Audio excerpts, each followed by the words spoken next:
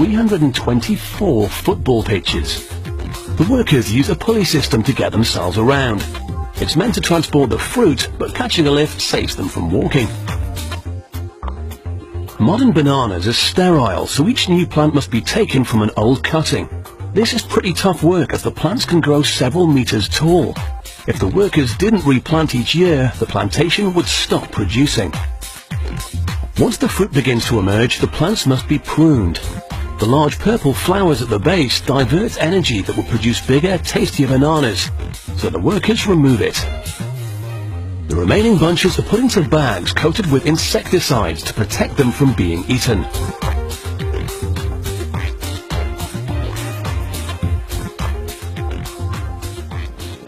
To keep the insects at bay, the crops are also sprayed, but not by an aeroplane.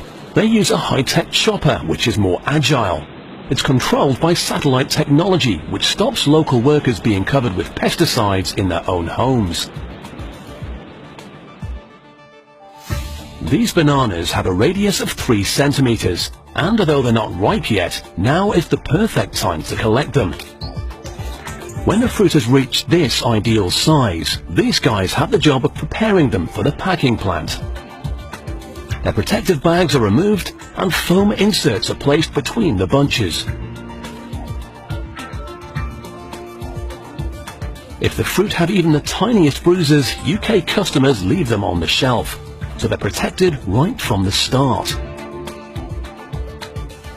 Enormous bunches are loaded onto the pulley system and join a long traffic jam of other fruit heading for the processing plant.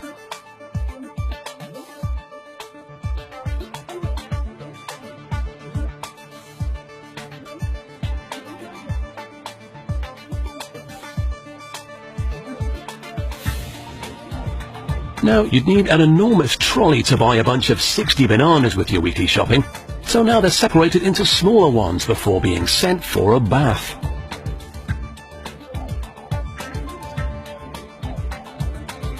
Tough EU laws legislate for bananas' size, shape and even their curve, so the workers must be sure there are no slip-ups with any fruit that aren't up to scratch. Any that fail are thrown onto the waste conveyor, but they aren't discarded. They'll be used to feed local livestock or sent to be processed into baby food. The remaining bananas are then sent off for another bath, which kills off any spiders who may be trying to hitch a ride to a supermarket near you. The fruit is given its trademark branding and boxes are built to store them for their long journey across the Atlantic. This plantation has produced over 270,000 boxes of bananas. They're packed up and sent by the lorry load to the docks. Here, they're put on board ships in specially cooled containers for the journey to Europe. They won't be enjoying any sun on the deck though.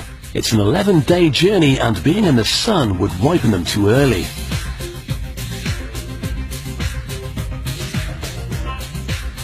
When they're finally unloaded, the bananas are still green. This means they can be stored until the shops need them. They're stacked in sealed ripening rooms. When the stores need them, these rooms will be flooded with ethylene gas.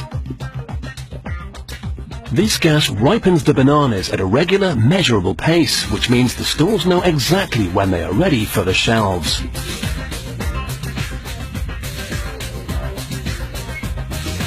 So, from the exotic fields of a Costa Rican plantation to the supermarket trolley in the UK, the Brits are certainly bananas about their bananas.